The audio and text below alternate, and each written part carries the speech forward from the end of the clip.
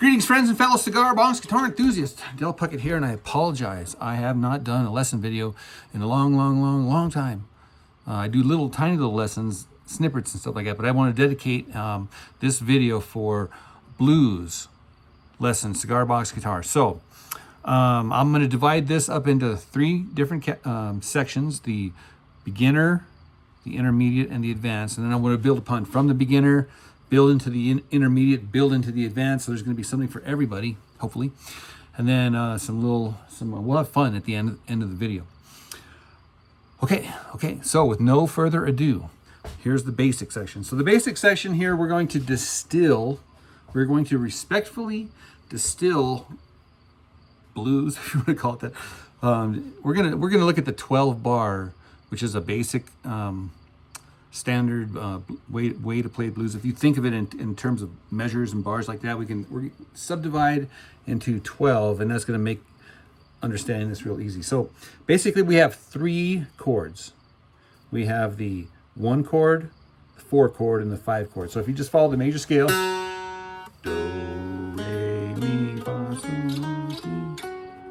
Right, if you instead of calling those do and re's and mi's and stuff, call them numbers. 1, 2, 3. That's the major third. Here's 4. 4 is at the 5th fret. 5 is the 7th fret. We can keep going, right? But remember, we said we're going to keep this basic. So all you got to really know is the 1, the 4, and the 5, and that's the open, the 5th fret, and the 7th fret.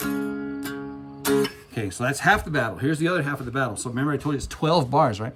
So you're going to have to count to 4 12 times. Does that make sense? 2, 3, 4.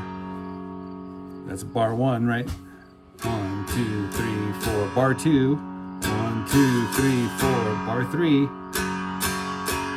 Bar 4. Then on bar 5, you go to this 5th fret, which is the 4 chords. 1, 2, 3, 4, and then back to the open. 2, 3, 4. Again, 1, 2. Now this is what they call the turnaround here. We're going to go up to the 7th fret. 2, 3, 4. Back down to the 5th fret. 2, 3, 4. Back to open. 1, 2, 3, 4. Then for the last one, the 12th one, you can just go all crazy or whatever. So see how simple that is? That is just a 3, 4, 2, 2, 3, 4, 3, 2, 3, 4, 4, 2, 3, 4, 5, 2, 3, 4, 6, 2, 3, 4, 7, 2, 3, 4, 8, 2, 3, 4, 9, 2, 3, 4, 10, 2, 3, 4, 11, 2, 3, 4. Okay, so guys, I understand that's the basics, and we're just counting to 4. 1, 2, 3, 4, just steady driving rhythm. That's another thing. Counting, and we're going to get more into that in the intermediate, but you got to be basic. I mean, we're counting to 4 12 times. So it's 4 times 12. Carry the 1. Okay, so it's not rocket science, right? You got to remember the 1 chord, the 4 chord, the 5 chord. Those chords exist at the open, the 5th fret, and the 7th fret. Okay, that's why you need the dots up here, right? So that you don't get lost, right? Easy, right there. There's the 5th fret, there's the 7th fret. Okay, guys, this is the basic part. 12 bar blues, and just driving rhythm.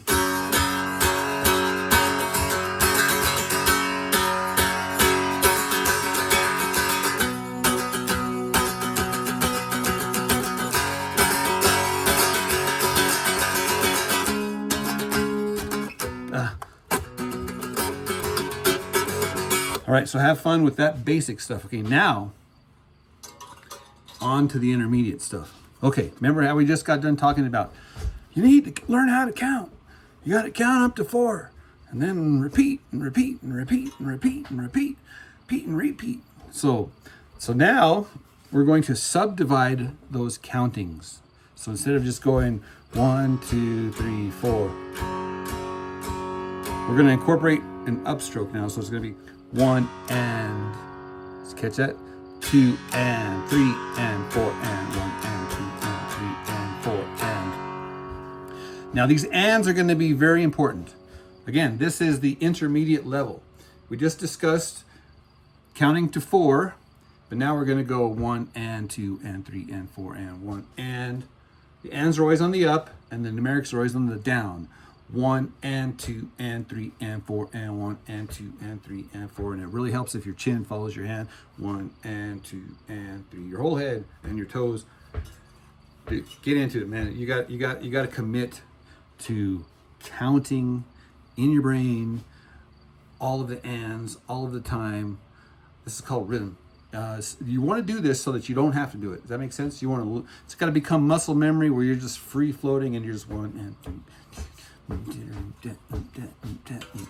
and 2 and 3 and 4 and 1 and 2. You start accenting. Now, notice the up. This is very important. Guys, if you take anything away from this lesson here, this is the thing that you need to take away. This up.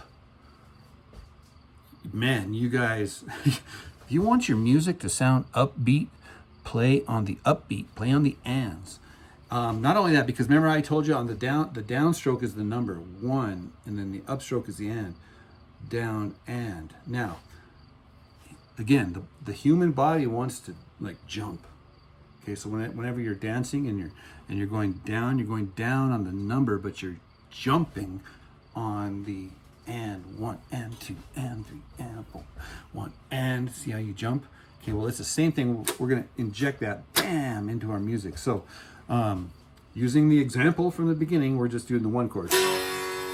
But now we're gonna go 1 and 2 and 3 and 4 and 1 and 2.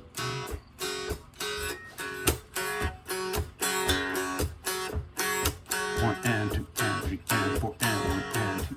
I'm choking on the 1, or I'm doing the 1 and choke. That's 2 and choke and choke. See, it's like choke and. You get that percussive thing also.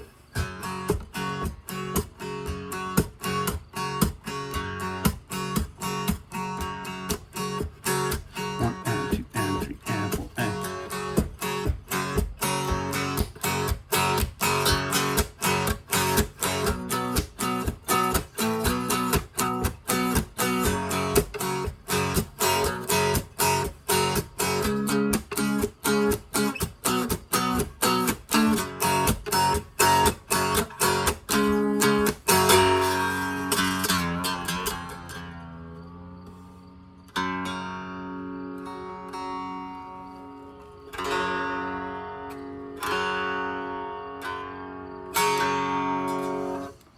Now you can get all jicky in that little model by doing stuff over here, right? You don't have to just do open chords or the restricting yourself to these 2 frets, right?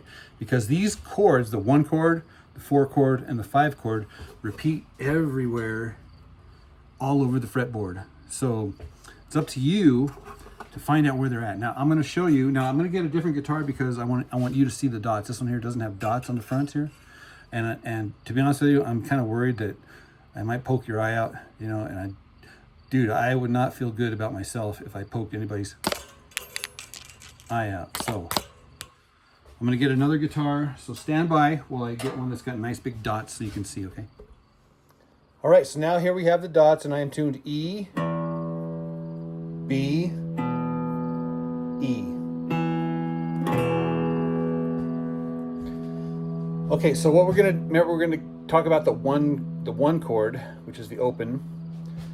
While we are at the 1 chord, which is the first 4 measures, right? You don't just have to just do the same thing, right? You can, like, within that context of those 4 groups of 4, you can do different chords. And all of these chords here I'm going to show you are variations of the 1 chord.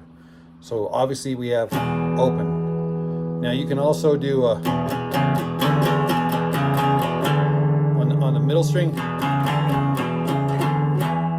So many things you can do on the middle string. This is all like 1 and 2 and 3 and 4 and.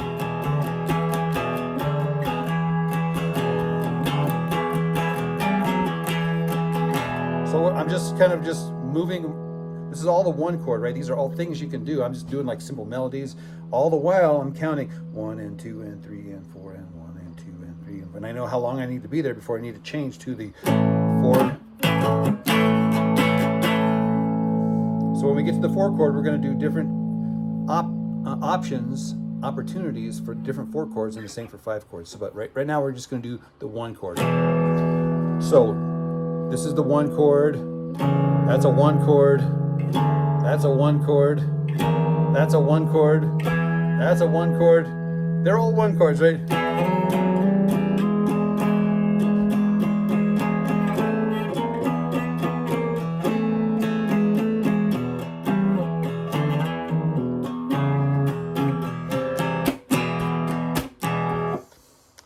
So yeah, it doesn't matter what the names of them are. They're just different chords. Now you can also do that on the high string. It's a 9. That's a 9 chord.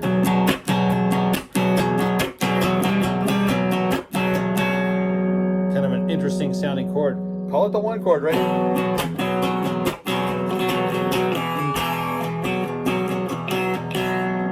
Now this is the minor third.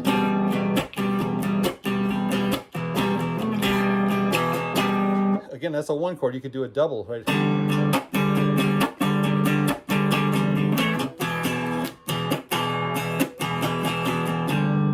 This is all just 1.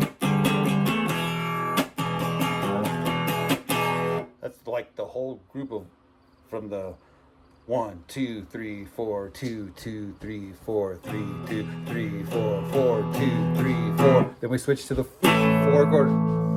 Now again, there's so many ideas, it's infinite, right? What I like to do is do contrast. If I'm gonna do busy on the 1 chord, then when I get to the 4 chord, I'm gonna take a rest, dude. I'm just gonna do simple strums, kind of catch my breath, kind of rethink, remember what I just played so I can maybe repeat it. Whatever the case is, you're gonna do contrast from busy to not so busy, you know, and you can go either way, right? You could have real chill this and then go to the 4 chord and just get all, I just try to embed interest and contrast. And that's one way to do it, right? Just go to a simple part. So obviously that's the 4 chord. Now you can make it a major 7 by going. You can make it a dominant 7. I'm just moving the high one down. You can make it even further down, which is, I'm not sure, 6. You know, it's kind of a cluster chord, right? But if you do even just 1 finger here at the 5th fret, right, and let the other ones ring open, you get kind of a dreamy 4 chord.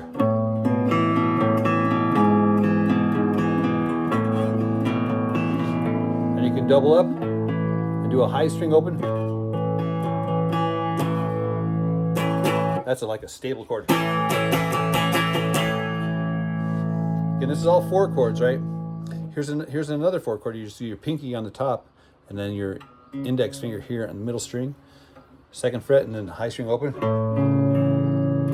That's like your cowboy chord. And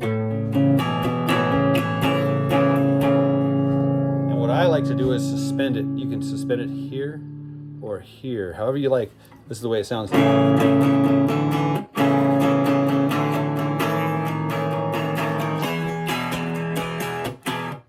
Here's just a few more options here when you're on the 4 chord. You can bar it right here at the 5th fret and then let your fingers do the walking up here.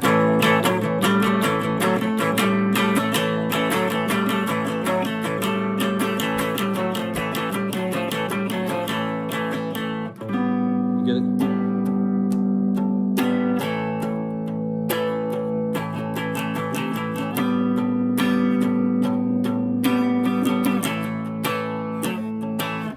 So that's like the 4 chord. You can come down here to the major 7, to the 7th, natural 7 or dominant 7.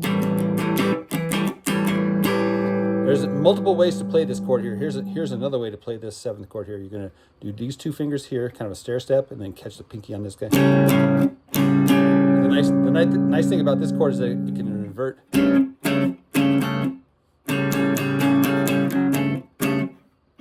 It almost sounds like an organ, right? But it's kind of cool when you play around with them. Again, that's the dominant 7 chord. So yeah, these are just another options instead of doing the...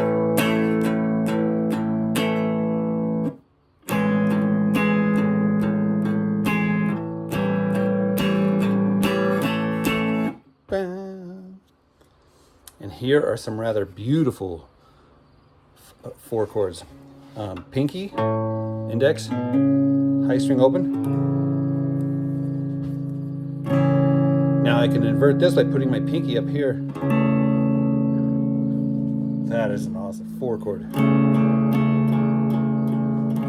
Now I can move my index finger down and make it minor. So that's called the 4 minor. And that wants to pull you back into the root. Moving along to the 5 chord. The 5 chord is like the ending of a progression chord. It wants to pull the listener back to the beginning or back to the 1. So typically your turnarounds are going to end with back to the 1. So here we are at the 5 chord. So again, on the 5 chord, you can still... all that. You can do the upper stitches.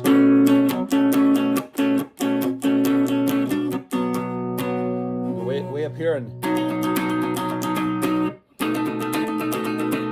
all these are 5 chords. Now that's building on the top. Now you can also build down, going back to the.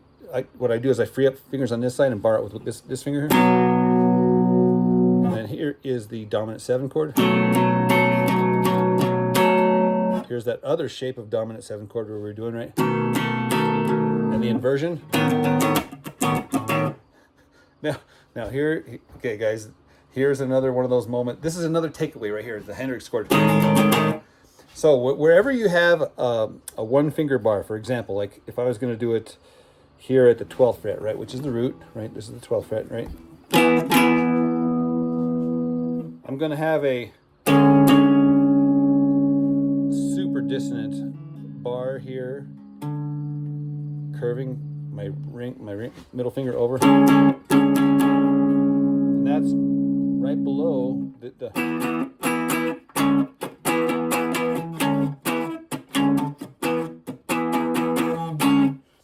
so that's a kind of a cool dominant chord that you can just jam in there in your blues progressions. It's very bluesy. Now there's another one of those that exists up here, a minor third above it. So I'm going to do it from open to here. Come on, man.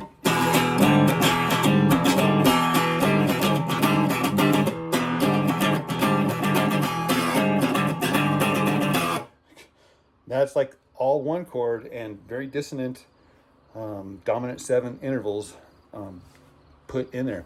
Now, if I go to this chord here, remember I have this relationship, but now I can show you the up one up here. It's up here. Again, this is the 4 chord.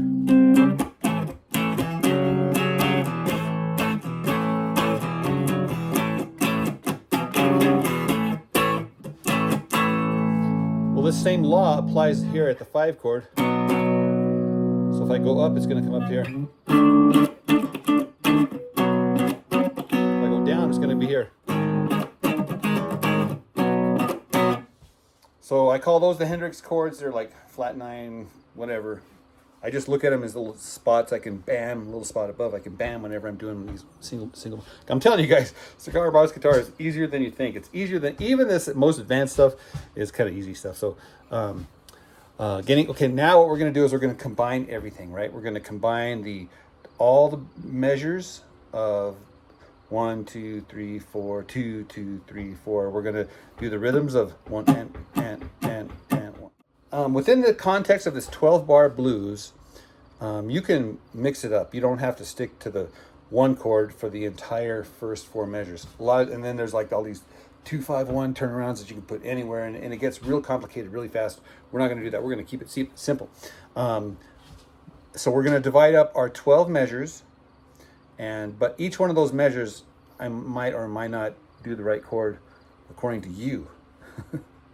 Okay, yeah, because dude, a lot of times we just make this stuff as we go, and then we have fun in the process, right? So we're gonna go 1 and 1, 2, 3, and 4. And now for the second measure, a lot of times I like to go to the 4 chord and back to the root for the third measure. Fourth.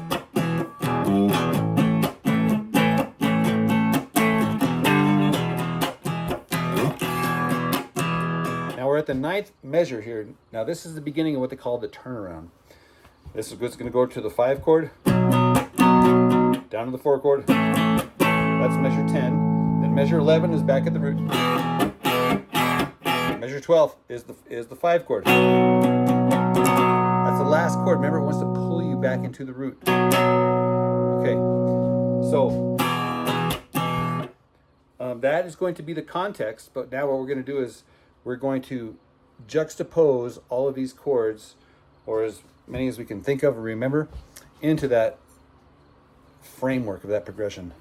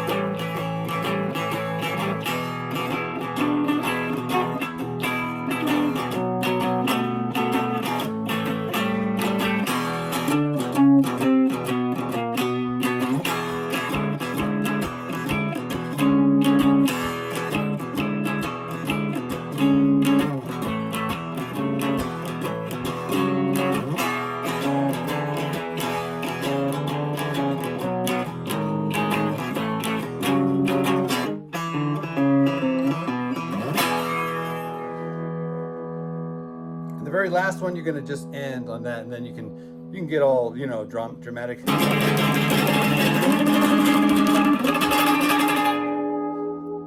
then smash your cigar box guitar. All right, guys, I hope you enjoyed that. Oh yeah, I did say that I was going to save something neat for the nice for the very ending. Well, you might think that was stupid. Maybe you will. Maybe you will. This is a fretless slider. And oops, I'm banging it against the wall. I just have pencil marks over here, very, very faint. So I'm kind of guessing where a lot of the notes are. But if you watch my last video, I took some of these shotgun shells. There's some shotgun shells in there. And I cut them off and I made these little volume control dudes. Well, I kept the plastic. Okay, why? Because it's like the perfect size for a pinky slide, right? For me, anyway. Okay, now we're going to you know, we're thinking out of the box now, and when you hear this, you'll understand why. Okay, so this thing produces a very I don't want to say annoying, but very kind of a horrible sound. It's a very muted sound. But then once you learn how to play with that sound, then all of a sudden it becomes fun. Okay, so check this out. Okay, so I'm gonna do my 1 chord is gonna be up here, because if I do it open, I can't play with the slides. Does that make sense? All right, so my 1 chord is up here.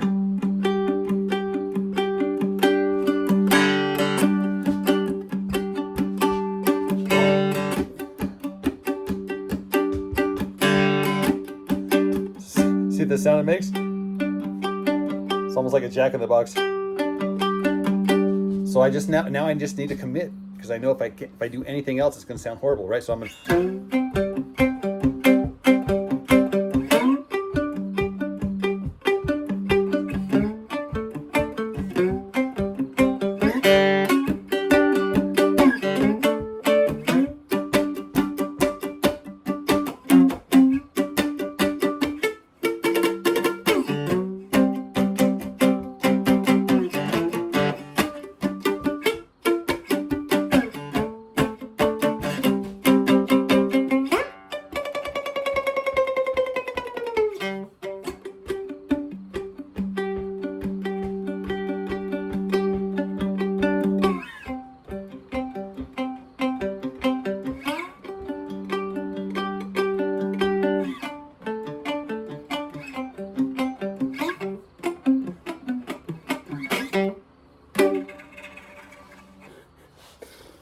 Sorry guys, I had to do that. That's gives a different sound. It's kind of like a, I can't even describe that sound, but it sounds cool. It's kind of a banjo muted kind of a thingy sound. The single coil might have something to do with it, but anyhow, it's all still in the framework of the blues framework. All right, guys, so you remember the rules, right? There are no rules. Actually, there are a lot of rules, but the first rule is you're supposed to have fun and memorize all the rules, and then take a pop quiz. No, seriously, guys, have fun. Blues is supposed to be sad and melancholy, and I get it. You know what I'm saying? It could be used for all of that stuff, but dude, seriously, man, you could be happy. You could be happy playing the blues. So be happy playing the blues, guys. I hope you learned something with this lesson. If you did, be sure to like, share, subscribe, comment, and we'll see you in the next video. Cheers.